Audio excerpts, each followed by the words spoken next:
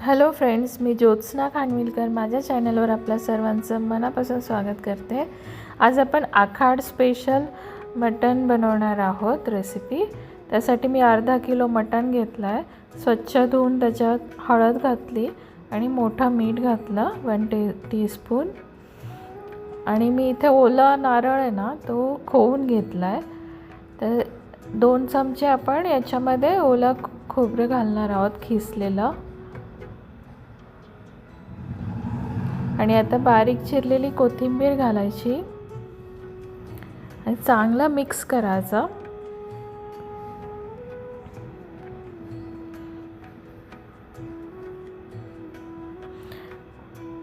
सर्व आपण एकत्र मिक्स केलेलं आहे। आता मी एका टोपामध्ये तेल घालते आणि थोडंसं तूप घालूया आपण।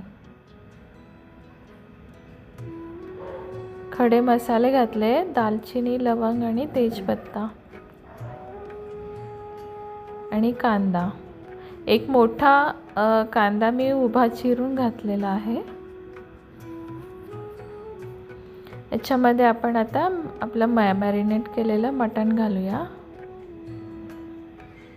हे सर्व चांगलं परतून घेऊया, 10 मिनिटं तरी तेलात ते परतायचं।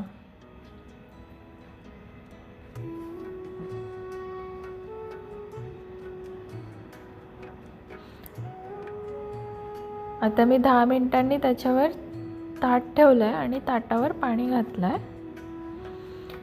थोड्या वेळाने आपण ताट काढलं आणि ताटावरचं पाणी त्याच्यामध्ये घातलं, तर खळखळून उकळी आली आपल्या सूपला, मटण सूपला। हे आपलं मटण आळणी किंवा आपण मटण सूप देखील म्हणू शकतो याला, असं तयार झालेलं आणि हे खूप छान लागतं प्यायला। आता मी कुकरमध्ये मटण शिजवून घेते, 7 शिट्ट्या करते। आता आपलं मटण कुकरमधून बाहेर काढूया आपण आणि वाटण करूया आपण। कढईत तेल घातलं, ओलं खोबरं घातलं खोवलेलं आणि हळद घातली, काळी मिरी आणि दालचिनी देखील घातली। आता हे चांगलं भाजलं, मग कांदा घातला, कांदा देखील तेलात चांगला परतला। कांदा आणि खोबरं आपलं रेडी आहे, त्याचं वाटण केलं। कोथिंबीरचं देखील आपण पेस्ट केली आहे आणि आता मी कढईत तेल टाकलं आणि 1 चमचा भरून कांदा लसूण मसाला घातला घरचा आणि आता कोथिंबीर घातली वाटलेली आणि हे वाटण घालायचं कांदा आणि खोबऱ्याचं। मीठ घातलं आणि वरती ताट ठेवलं। आता आपलं हे वाटण चांगलं तयार झाल्यावर आपण ते आपल्या आळणीमध्ये घालायचं थोडंसं। यातले मी पीसेस बाजूला काढलेले सुक्यासाठी, ते आता उरलेल्या वाटणामध्ये सुक्यासाठी आपण पीसेस घालून फ्राय करायचे।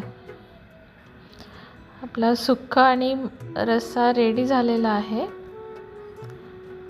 पहा किती छान दिसतंय मटण सुक्का आणि चवीला देखील टेस्टी झालेला।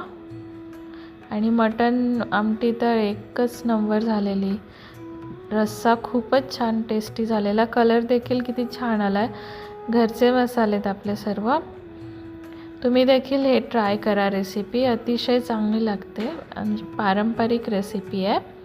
आणि व्हिडिओ आवडला असेल तर प्लीज माझ्या चॅनलला सबस्क्राईब करा, लाईक करा, शेअर करा आणि छान छान कमेंट्स देखील करा।